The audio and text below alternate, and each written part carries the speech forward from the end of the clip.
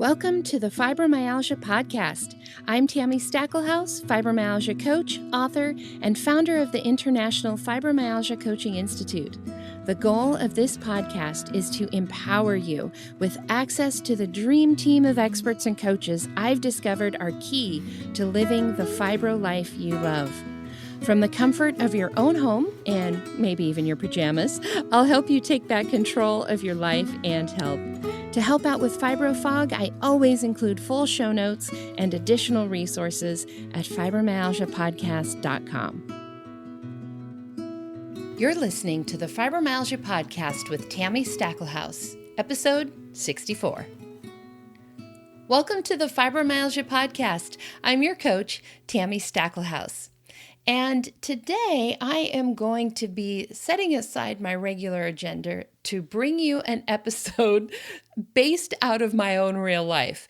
Today we're going to talk about 12 ways you can make your dentist appointment less painful. Guess what I did in the last few weeks? Now, before we go into today's episode, of course, I've got our listener shout out for you. And this shout out goes to all the people who sent me love after our last episode, where I shared my experience getting my COVID vaccine and the protocol my doctor gave me to follow. So this goes out to Christine and Sharon and Chantal and Angela and Ryan and all of the rest of you who sent me love, because not everybody did. I had no idea it was going to be such a controversial episode. And I just want to share what one of them said.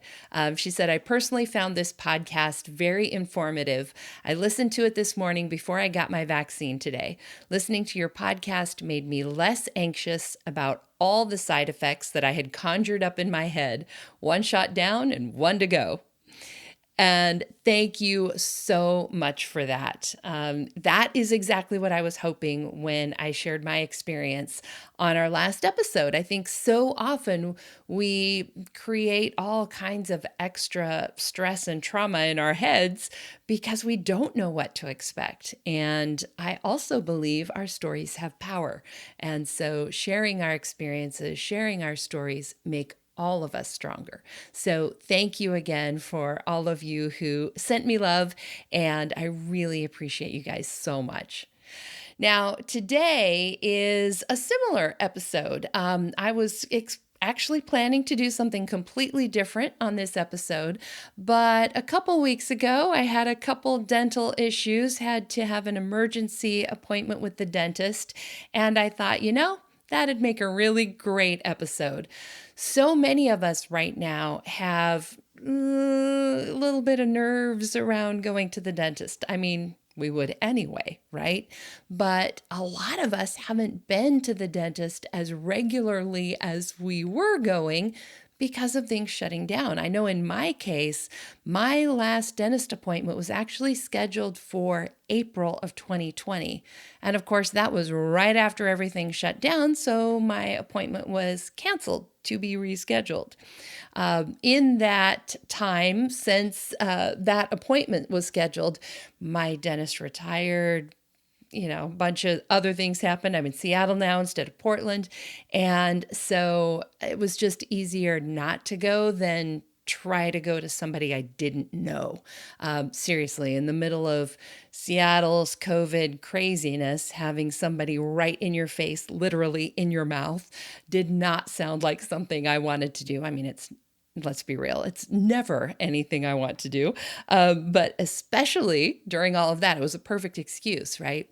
So it ended up being almost 2 years by the time I went to the dentist this month from when I had gone last. So needless to say, things weren't as good as I wished that they would be. And, going to the dentist is never fun, no matter who you are. And with fibro bodies, it's even more stressful. We're already in fight or flight. And going to the dentist is a lot of people's not favorite thing, right? So you add those two together, not good. And then you have a body that is just uncomfortable being in one place, like being in one position, right? A lot of us have issues with our TMJ. So we have jaw pain, we have headaches, bright lights and sounds and smells, and those things all can trigger symptoms. So the dentist is like the perfect storm for a fibro flare. But it doesn't have to be that way. There's actually a lot of things that you can do to make that easier on you. And I've got 12 different tips that I just sat down here before I went to record and brainstormed a lot of the things that I just do automatically when I'm going to go to the dentist. And I came up with 12 different things that can really be helpful. First and foremost, don't go for those long appointments. So when I had my emergency appointment, then of course the next thing they needed to do was like a full exam, and I needed to have a cleaning done and like all the things. And they're like, "Hey, we could do that all at once if you like." I'm like, no, no, no, no, no. That is not a fibro-friendly way. It is much, much better for you to do 2 appointments than one long one. Seems like it takes less time out of your day, sure.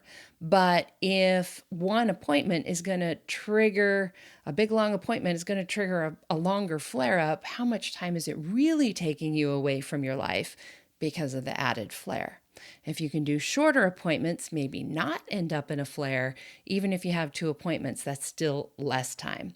So go for the shorter appointments when possible. Don't try to do everything all at once.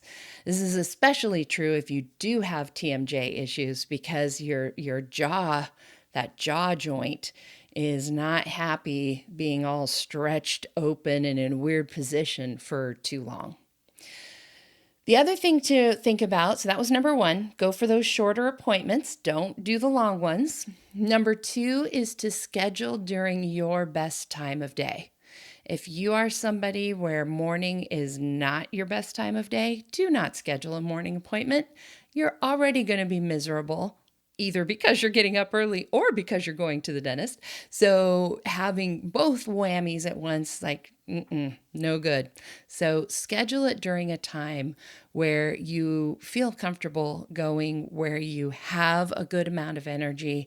And for those of us with a little bit of anxiety around going to the dentist, also a time when you're going to feel like you're in your right mind, where you have better control over your emotions and your anxiety.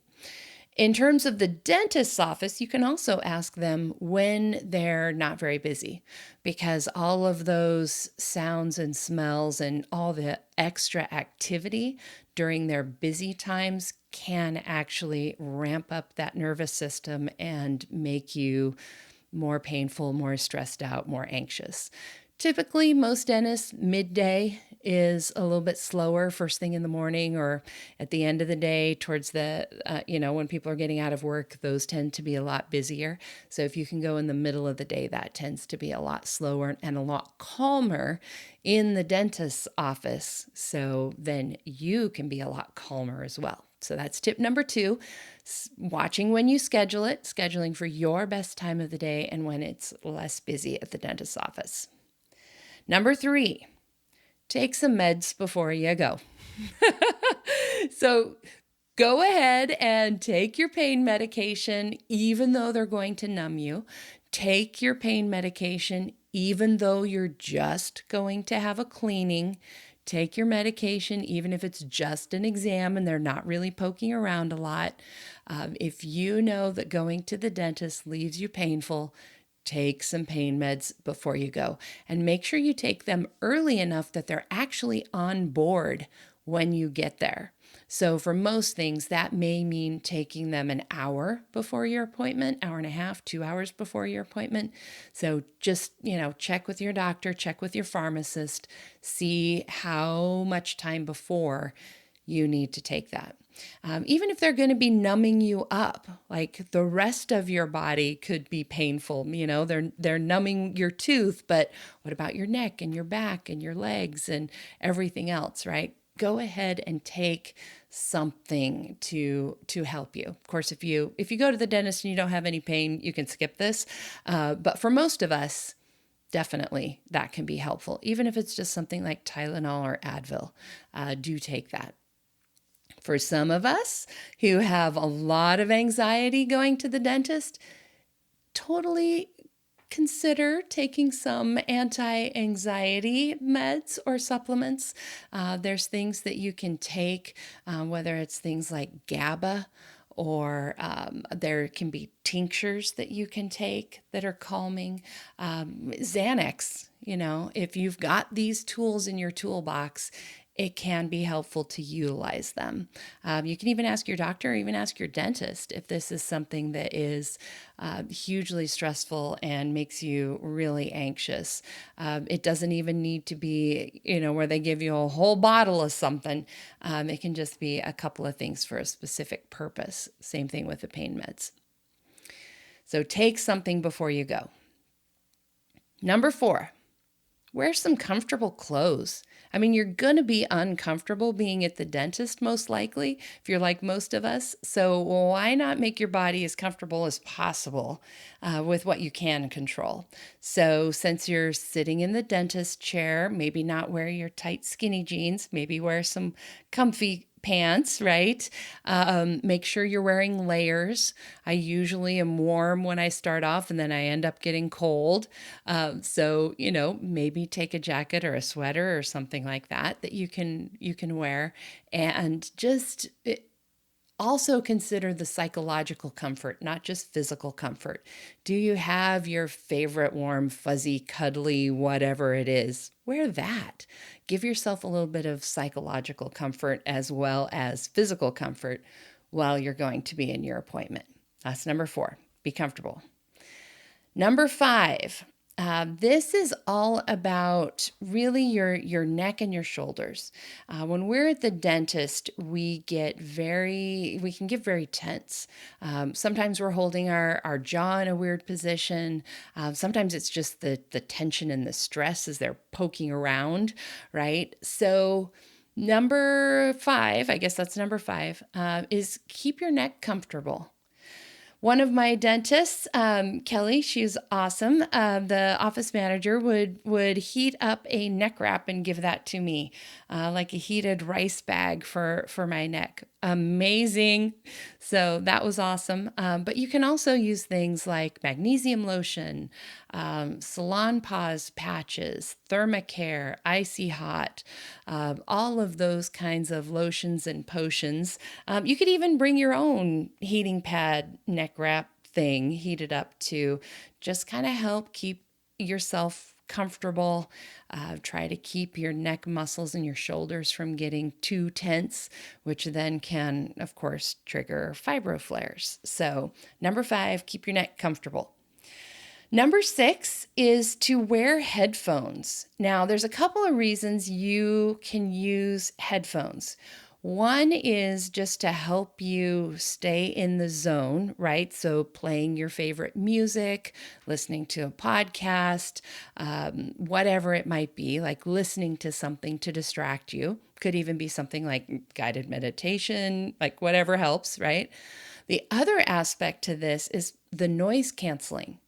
One of the things that can set me on edge like nothing is that sound of the drill, the equipment. Sometimes it's not even a drill head on it, but even like when they're cleaning and polishing your teeth, that high-pitched whine just goes right through my head.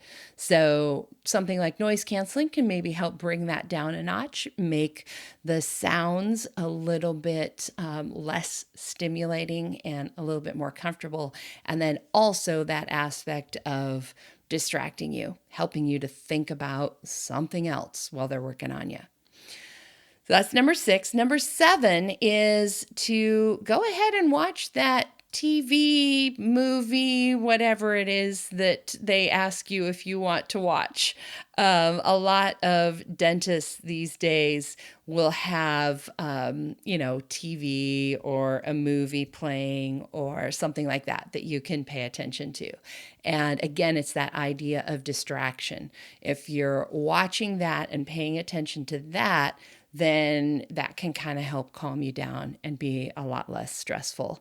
The last time I went to the dentist, they were playing Friends reruns, and I was amazed. I just kept being so distracted by who was on those Friends episodes, like seeing actors that are super popular now, but are, were unknowns then. It was very distracting in a good way.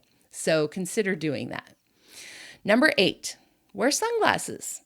Most dentists these days will actually ask you if you want to wear some sunglasses, and I would recommend that you do that. For one thing, the lights that they're shining in your face so they can see what they're doing are really freaking bright. So it's okay to wear sunglasses to kind of, tone that down a bit.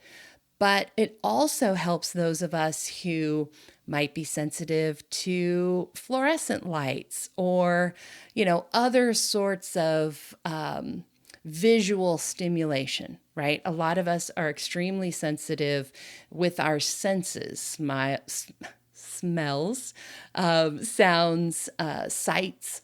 So if we can tone that down a little bit, then again, that helps to keep our nervous system calm. So I would recommend that you wear those sunglasses. You can wear the ones that they give you, or just like wear your own. It also kind of helps keep you in sort of your little bubble. If you're really anxious at the dentist, it can be almost sort of a layer of protection that kind of helps to keep you calm. Now, moving on to what the dentist actually can do. One of the biggies for those of us who do have issues with our TMJ is to use what's called a bite block. And it's just a rubber block that they put in your mouth, usually on the side they're not working on, so that your jaw has a chance to rest on something. It's not made to bite down hard on. So those of you who like to bite on things, a bite block could actually make things worse. So you'll have to decipher this for yourself. But it's really just this hard rubber piece that they put between your top and your bottom teeth to give your jaw a way to stay open without you having to work so hard. And so it can really give your jaw a chance to relax a little bit. Just make sure that you're not one of those people who wants to bite down hard, because of course, clenching your jaw muscles isn't going to help you either. The other thing that you can do that kind of goes along with this is taking breaks. It's absolutely okay to tell your dentist, your hygienist, whoever's working in your mouth, that you need to take a break for a second and let your jaw close. This is the work that they do, right? If you have a TMJ issue, it's a dentist you're going to go see. So they absolutely understand about this. So don't feel bad. In fact, I would even tell them ahead of time, I have issues with my jaw. If I keep it open too long, then it causes more pain. So I'm going to need to take breaks, and actually tell them that before they start working on you, so it's not a surprise. So use a bite block or take breaks to kind of give your jaw a little bit of a rest. That's number 9. Number 10, we may need additional anesthesia. So yes, you're going to take some pain meds before you go to help, with everything else. But we do need, especially if you're getting fillings or, some of that kind of work, obviously, they're going to numb your mouth. Typically, they'll use a little bit of deadening gel or cream to deaden things before they give you the Novocaine shot. But when they give you the shot, it can often wear off faster for us, and it can take more medicine in order for us to get numb. So again, I would have that conversation with your dentist before having any procedures so that they know up front that they need to watch that with you.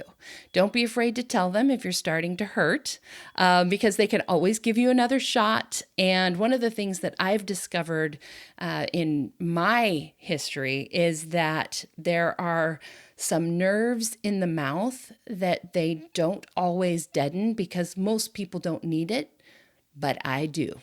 So there's, I believe it's kind of for your top teeth, the one that always bothers me.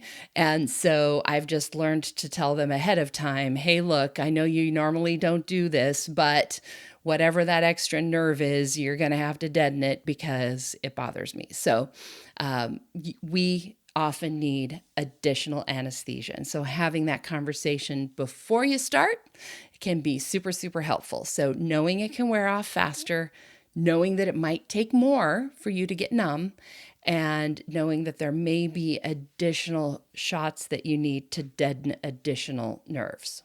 All right. Number 11. Try some meditation or deep breathing. Things like EFT or tapping can also be helpful. Use all the tools in your toolbox. And there are tools that you can use while you're sitting there in the dentist chair and somebody's working on your teeth, right? Like you can focus on your breathing. You can do some mindfulness meditation. And like I said, tapping is also a really great way to manage your pain and your anxiety while you're in the chair. And if you're not familiar with EFT, don't worry, we're going to have an episode coming up on that in the next few episodes. We'll tell you a little bit more about that, but it can be a great drug-free, natural way to manage your pain. And then number 12, I threw this on here because I have found it to be really helpful with some of my own traumas and fears around the dentist is hypnosis. A lot of what we're responding to at the dentist's office isn't an actual threat to our lives, right? Like you're not going to die going to the dentist, most likely. So, but we react in a way as if we're going to die going to the dentist. So things like hypnosis and other types of therapy can be really helpful, both for clearing up any past bad experiences you may have had, but also addressing your fears going forward. So if this becomes something that is really, really hard for you, consider something like hypnosis or seeing a counselor or trying EMDR or many, many of those other types of therapies. Now, those are my 12 tips for making the dentist less painful. I'm going to throw in a baker's dozen. Number 13 is just simply to keep up on everything. Obviously, going to the dentist is going to be a lot less painful if you're doing it regularly. I was doing great. It was not a big deal until I went 2 years without seeing the dentist because of things being closed down. So keep up on top of it. Also, of course, your own brushing your teeth, flossing, all of the things we know we need to do. Things like dry mouthwashes and toothpaste. I find that I have to use a sensitive toothpaste, sensitive toothpaste.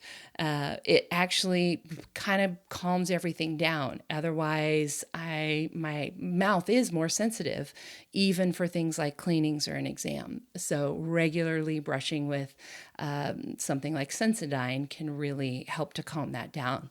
Using fluoride, eating healthy, drinking your water, like all the things that you've probably been taught since you were a little kid, do them. It will make going to the dentist much, much easier. And like I was talking with one of my students today, we put these things off because we're afraid to do them, and putting them off actually only makes it worse, right? So do it, do what you need to do to address everything that you can about yourself, whether that's talking to your doctor about something like Xanax or, getting some hypnosis, or just being more cognizant of how long your appointments are, when you've scheduled them, how comfortable you are physically, all of that kind of stuff. And then just keep on it and keep up regularly. All right, you guys, I hope those tips were helpful. I know a lot of us are starting to get back in the routine of the healthcare that we would normally have done, but have put off because of COVID. So I wanted to give you these tips for when you head back to the dentist. Hopefully you will find them helpful. And I would love to know if you've got some tips that I haven't mentioned. I would love to hear them because I am always looking for more ways to make the dentist easier. I will say I didn't list it in my list because it's sort of a given, but the dentist that you see, it really matters, guys. If you get the right dentist, it's a completely different experience than if you get the wrong dentist. And those of us who've been around a little bit, technology has also changed a lot. So the way that dentistry is done now is much different than it was when I was a kid or whatever. So it can be a much better experience and it doesn't have to be that horrible thing. I am pleased to say I just fell in love with the dentist's office that I picked that is just around the corner from me. And let me tell you, that's saying a lot because I kind of have had a hate-hate relationship with the dentist. So I am thrilled to have found one since we moved up here that I am actually excited to go see. So I wish that for you too. All right, you guys, have a great couple of weeks. We'll see you back here soon.